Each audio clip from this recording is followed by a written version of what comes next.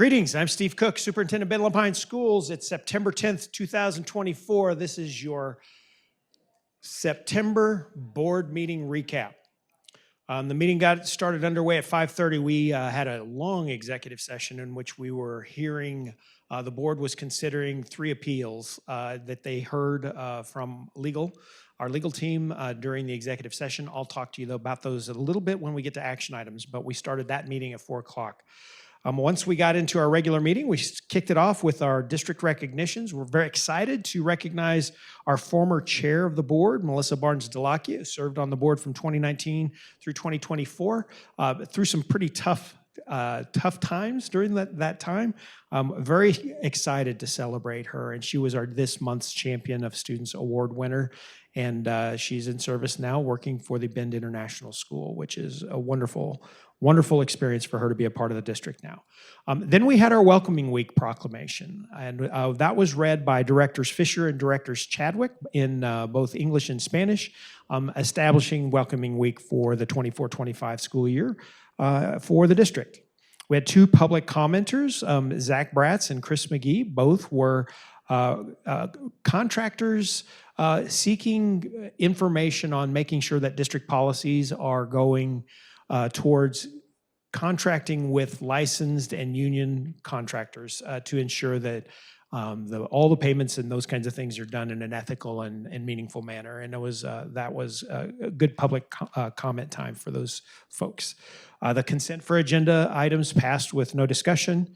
There was also, on consent for information, we had presented 2 reports, Executive Limitation 4.8 on communications, Executive Limitation 4.9 on safety, and we added 30 policies that needed to be added into the system and updated.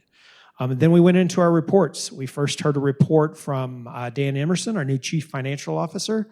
He gave a report on the enrollment, current status of enrollment, and it's early to tell if all of our data is accurate. We'll know more by October 1st, which is the official first date we turn in that enrollment to the state. General trend is that we're flat, maybe a little bit down. We're a little up in our buildings, and we have a little bit of decreased enrollment in associated programs across the district, but generally flat, just right around 17,000 kids again this year. Then the main show of tonight, if you will, was a program from our Director of Communications, Scott Mabin, who presented on the levy update. We did a polling across our community with voters that voted on the levy to find out what their sentiments were as to why they voted yes or why they voted no. And that presentation was the majority of the board meeting tonight. General consensus, as you recall, we were not successful, did not prevail in that election. We lost 57-43, and what we wanted to find out were major reasons as to why our voters, especially in our early polling, had some support for that, generally pretty decent support. And to lose in that fashion, we wanted to find out generally 2 things that they told us was that it was just a little expensive and unaffordable at this time. And then secondly, that we could have done a better job of communicating how we were going to spend those dollars.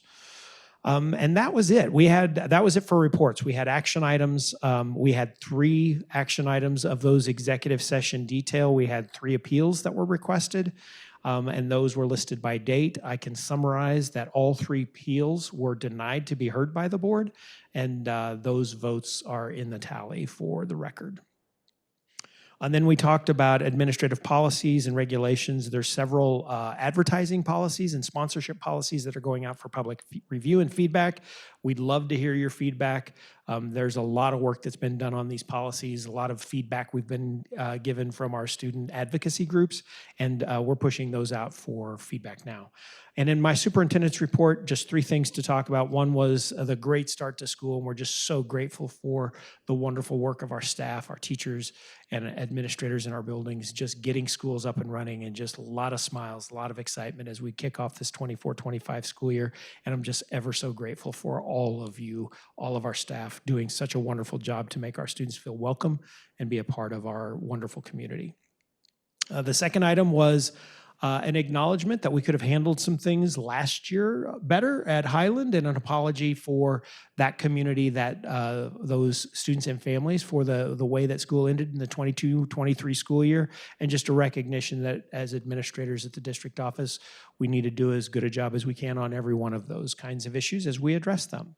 And then the third one is the very intentional process for stepping into our legislative advocacy work as we enter into a long session at the end of this school year, getting an early jump on what we are going to establish as a priority for our district, and whether or not our board would be interested in joining us in declaring what those priorities are. I can tell you that for the most part, it's around funding, making sure there's adequate funding, making sure there's plenty of it to cover the costs that have increased it for special ed students, and effectively unfunded mandates, making sure that when a law is passed that we have to enact in the school district, that there are requisite funds that go along with that, so that implementation of that doesn't come at a cost to our general fund, which means we have to pay for whatever those laws are, which we are not opposed to implementing things like paid leave Oregon or changes in unemployment law, but making sure that the requisite dollars go with that, so that when we implement it, we aren't losing those dollars. And so we adjourned at about 7:30, and that was it for our September 10th board meeting. Thanks for tuning in, and we'll see you in October.